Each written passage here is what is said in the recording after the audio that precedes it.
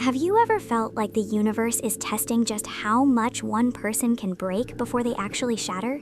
Right now, I'm standing in a hospital corridor with 400 baht in my pocket, a mother who just had brain surgery in that room, and a phone call that just destroyed what was left of my world. My ex-husband, the man who promised to protect our daughter, just abandoned our 8-year-old in a locked room for 3 days, alone. I have to choose. Do I stay and save the woman who gave me life? Or do I leave to save the child I brought into this world? Because I can't do both. If you were me, standing in this hallway, which way would you turn? Let's backtrack a bit. I'm 30. For the past few months, my life has been a cycle of hospital smells and survival. After my mom's brain surgery, I became her full-time shadow. I work odd jobs, getting paid daily in cash because I don't even have a bank account right now. Everything went into her treatment. Because I couldn't care for a sick mother and a young child at the same time, I made the hardest decision of my life. I sent my 8-year-old daughter to live with her father. I thought, at least she'll be safe, at least she can go to school. Everyone, do you think I was being naive? I trusted a man who had already failed me as a husband, hoping he wouldn't fail as a father. Looking back, that hope was the first red flag I chose to ignore because I was desperate. Then came this morning.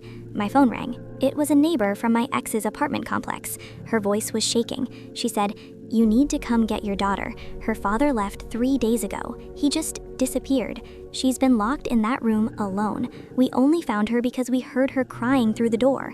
My heart didn't just drop, it stopped. My little girl, 8 years old, sitting in the dark for 3 days, wondering why the world forgot her. I want to ask all the parents watching this, how do you react to that? Do you scream? Do you cry? Or do you just go numb because you realize you're the only one left to fix it? I called the neighbor back and asked her to put my daughter on the phone. This is the part that haunts me. I said, "Sweetie, Mommy's here. I'm so sorry, I'm coming." My daughter whispered back, "Mommy, is Daddy coming back?" I ate all the crackers. I tried to be brave, but the lights went out. "Can I come home to the hospital with you? I won't be loud. I'll help you take care of Grandma. Please don't leave me here again." She wasn't even angry. She was apologizing for being a burden. That's when it hit me. My ex didn't just leave her. He broke her spirit. He taught an 8-year-old that she is something to be dropped off when things get inconvenient. But here is the brutal reality. If I go get her, she has to leave her school. I have no one else, no siblings, no relatives. If I bring her here, who watches my mom when I have to go out and scrub floors for 200 baht to buy us rice? If I stay here, my daughter goes into the system. This is where social media makes it look easy. People say family first, but which family? The mother who can't feed herself, or the daughter who's terrified of the dark? From where I'm standing, family first feels like a death sentence for someone I love. I feel like I'm failing everyone. I'm a daughter who can't provide a peaceful recovery, and I'm a mother who couldn't provide a safe home. People tell me stay strong, but strength doesn't pay for a bus ticket or a hospital bill. Strength doesn't explain to a child why her father chose a disappearing act over her. Why does the person who stays and struggles get the most judgment, while the one who walks away gets to be free? My ex is out there somewhere, unburdened, while I'm deciding whose heart I have to break today. I'm sitting on this bench now, looking at my mom through the glass. She's sleeping. She doesn't know yet. And I'm looking at a photo of my daughter on my phone. What would you do? If you have no money, no help, and 2 lives depending on you, what is the first step? Do I take my daughter out of school and bring her into this hospital life?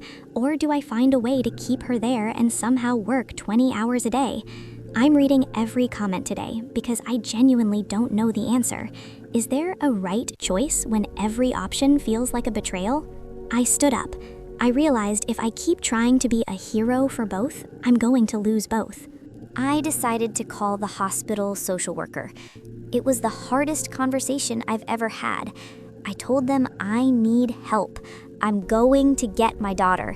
I don't know how we will eat next week, and I don't know where she will sleep, but she will never spend another minute wondering if she's wanted.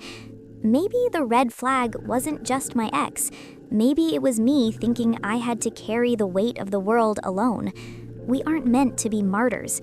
We're just human. If you've ever felt abandoned, or if you've ever had to make a choice that felt impossible, please share your story below. Let's make this a space where we don't judge the mothers who are struggling, but we support them. Because today, I'm just a mom trying to find a way home. Thank you for listening to my story. It's not over yet, but at least now I'm not running away.